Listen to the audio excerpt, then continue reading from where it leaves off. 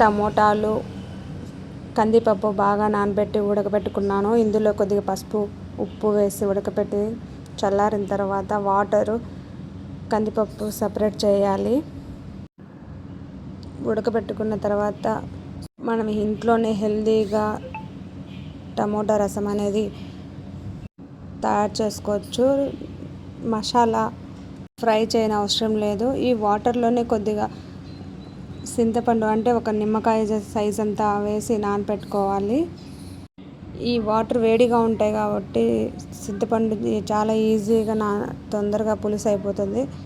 మిక్సీలో కొద్దిగా జీలకర్ర, దాల్చిన చెక్క, మిరియాలు, కొద్దిగా పచ్చెనగపప్పు, ధనియాలు, వెల్లుల్లిపాయలు అన్నీ వేసేసి మిక్స్ చేసుకోవాలి. మిక్స్ చేసిన దాన్ని వెల్లుల్లిపాయలు, ఉల్లిపాయ వేసి గ్రైండ్ చేసుకున్న బ్యాటర్ మొత్తం ఇందులో ఫ్రై చేసి కొద్దిగా అంటే 1-2 మినిట్స్ అలా ఉంచి ఆ వాటర్ కలిపేసి ఫ్రై చేసుకోవడమే.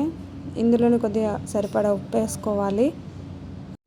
అలా 1-2 మినిట్స్ అలా ఉడకనివ్వాలి. చూడండి ఎంత బాగా తెరులుతుందో.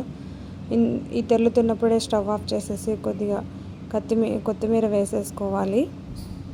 అంతేనండి, మన హెల్తీగా ఇంట్లోనే మసాలాతో మిరియాల రసం చిక్కగా టమోటా వేసుకొని చాలా చక్కగా చేసుకోవచ్చు. ఇలా చేసి పెట్టండి, మీ ఇంట్లో వాళ్ళు సూపర్ అనకపోతే చెప్పండి. నేను ఈరోజు లంచ్కి దొండకాయ ఫ్రై, రైస్, పెరుగు, రసం చేస్తాను. ఏ ఫ్రై ఉన్నా సరిపోతుంది. ఈ రసం పెట్టుకుంటే కర్రీ కూడా ఏం చేయలేవు. పిల్లవాళ్ళకి, ముసలి వాళ్ళకి చాలా హెల్తీగా, డైజెషన్ ఈజీగా అయ్యే రెసిపీ.